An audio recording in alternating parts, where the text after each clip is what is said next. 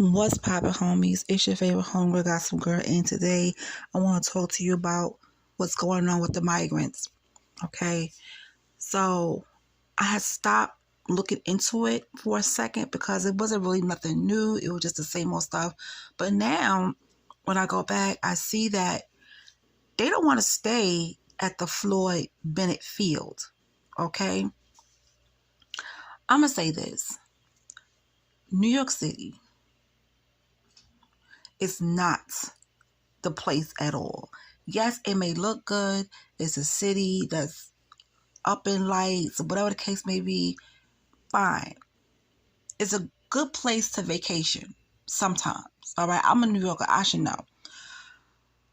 I've been in New York City when it used to be crazy. And when I say crazy, I mean, dogs and cats just running all over the place, abandoned buildings, bonfires all over the place. That's the New York City I grew up in. And over time and over the years, it changed. 42nd Street, which we call the Deuce, used to be crazy. All you saw was those little movie theaters with peep shows and, hookers and, with their johns and stuff like that. That got cleaned up, and now it was, it is what it is now. Everybody flocks to the Deuce because, especially the TikTokers and the social media people, they be over there doing their dancing, they do this, they do that, and that is fine. But New York City is not that place where I'm going to tell somebody, oh, come and live in New York City. Come back and live. No. Poor people are barely making it. So when these migrants want to come over and they are in New York City, I mean, they go to other places, but a lot of them flock to New York City thinking they're going to live a better life. What better life? There's people in New York City that needs help and not getting it. So what are they getting? Okay, you can't stay in the fancy hotels. And what's going to stop all of this? When the tourism comes to a halt and lose a lot of money. Oh yeah, everything will be okay. But we got to stop this. A plan will definitely be put into effect. But right now, there's nothing because it seems like the migrants that come over, and it's busloads. They come over and they are picky about where they want to stay. Picky. So let's get into this article.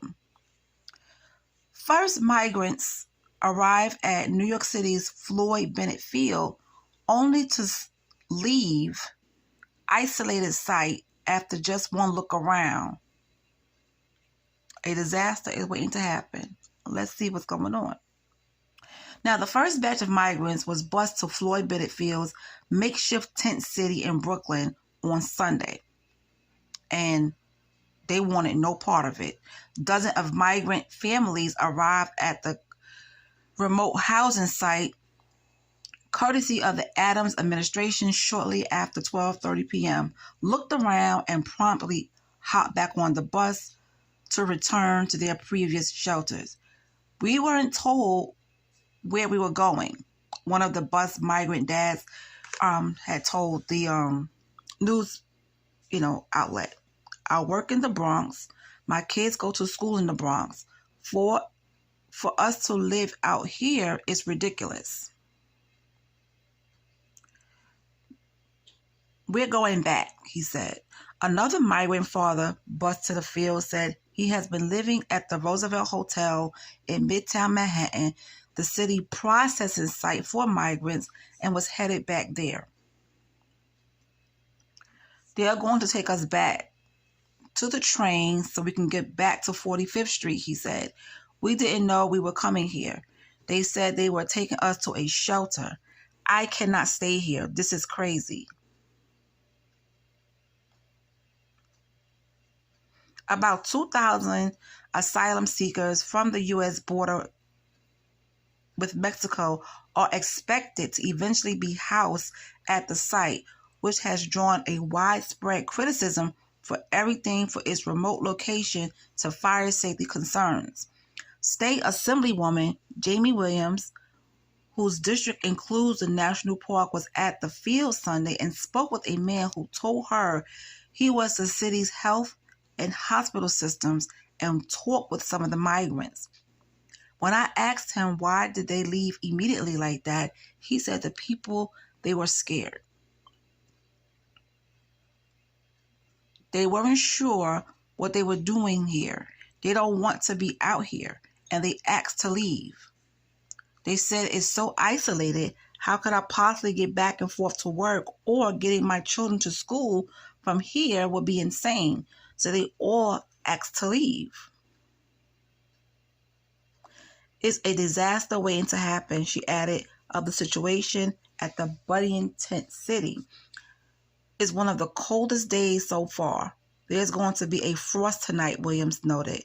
It's not the ideal location for anyone to live. There's no supermarket. There's no infrastructure.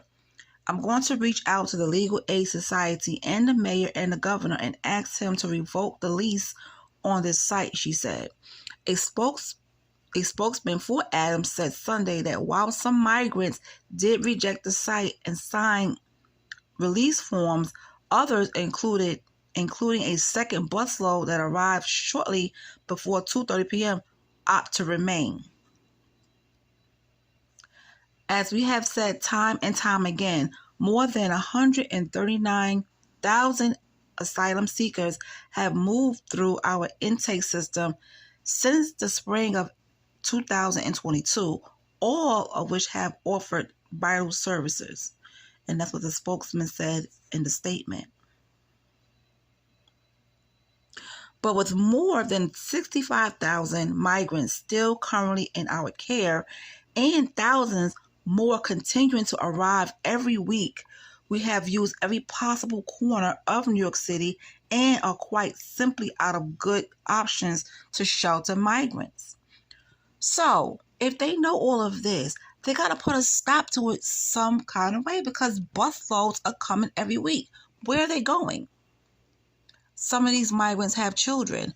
Where are they putting these kids? It's getting to the point where they're starting to use churches, schools.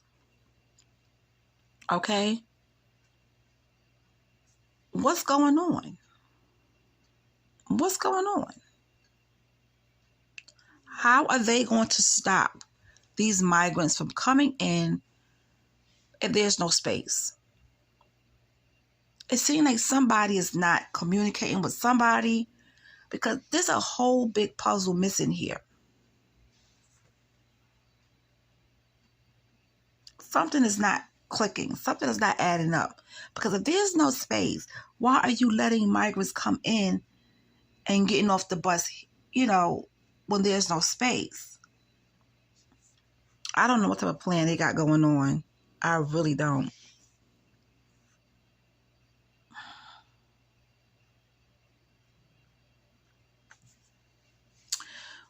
Okay, so an administration source added that the migrants were warned that the city had no other space for them. The asylum seekers who left will be allowed to return to Floyd Bennett if they want. A bus driver said workers were stunned when many of the migrants bused to the site refused to stay. We were shocked when they turned around and left, the driver told the news outlet.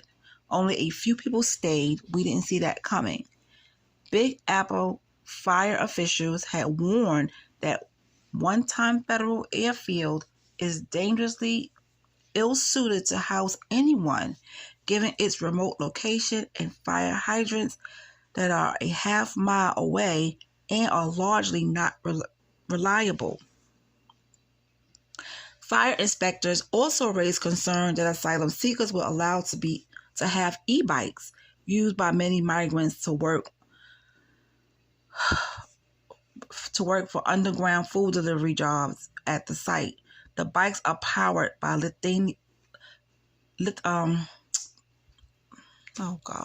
lithium batteries, which have sparked a number of deadly blazes in the city.